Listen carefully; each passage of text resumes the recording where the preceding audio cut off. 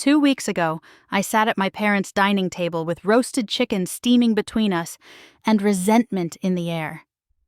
I'm Elena Hart, 34, and I thought we were there to mourn my grandfather. I didn't know my family had staged the night to corner me. I've always been the quiet, reliable daughter. My sister Sloane is the shining one. Corporate attorney, sharp suit, sharper smile. Mom calls her brilliant. She calls me sweet. My grandfather, Gideon Hart, lived at Hartwood, a quiet stone estate. Everyone else visited like they were checking an investment. I visited because he let me be myself. In his library, silence felt like permission. He died 3 months ago. Mom insisted the will be read at home. When I arrived, the house was crowded with relatives who hadn't spoken to Gideon in years. The mood wasn't grief, it was appetite.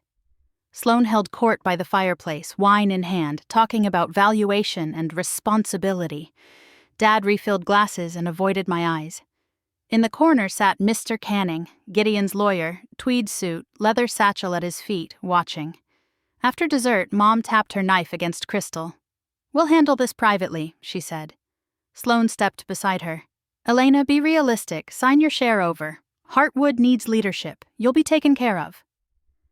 They all waited for me to fold. I slid Mom's hand off my shoulder. "No!" The slap came fast and loud. Heat flared on my cheek. Tears sprang up from shock. Dad half stood, then stopped.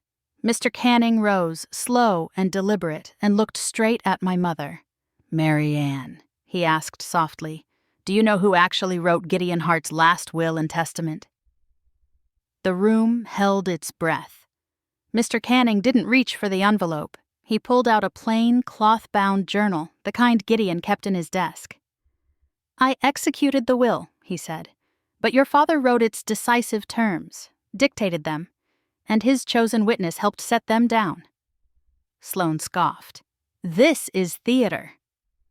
"It's insurance," Mr. Canning replied, opening the journal. "Gideon instructed me. If coercion appeared, I was to read." His voice became my grandfather's. Notes about my steady hands with brittle paper, notes about Mary Ann asking for advances, and Sloane's newest can't-miss venture. Then the sentence that turned my stomach and steadied it. He'd had me sit at his library desk all last winter, thinking I was cataloging Hartwood, its furniture, its land, its stories, while he was shaping his will in my handwriting.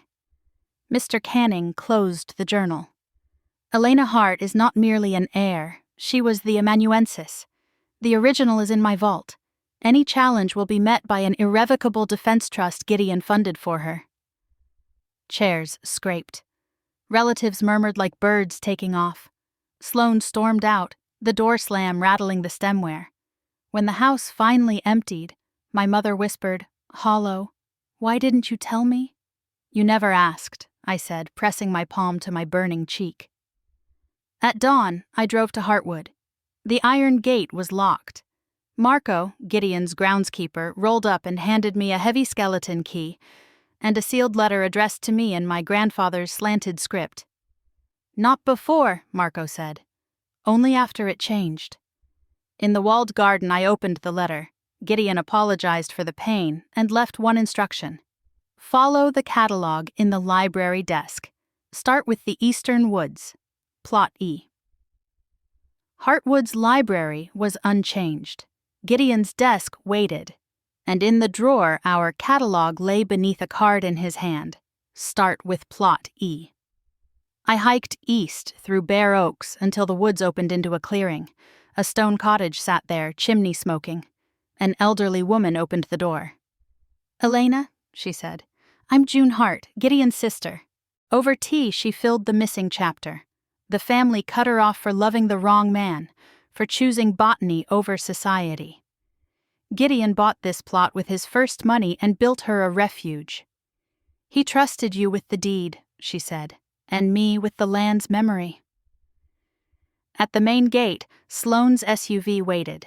She strode out in a war suit while Mom watched from the passenger seat, pale and tight. "Dissolve the trusts," Sloane said. "Mortgage it. Split the cash." I stayed behind the ironwork and lifted Mr. Canning's copies, no contest, and the defense trust. "Challenge the will," I said. And you lose what he still chose to give you. He planned for your loudness. Sloane's smile thinned. Dad's hands clenched on the wheel. I didn't bargain. I closed the gate and turned the key. That night, June and I signed the conservation easement Gideon drafted in advance, binding Heartwood's acres against sale. Next morning, Mr. Canning filed probate papers. Marco pressed spare keys into my hand. June walked boundary stones with me, naming trees like family, without fuss. At dawn, I planted snowdrops in the walled garden. White bells rose from black soil, small and stubborn. My cheek still ached, but my voice didn't. The quiet was mine.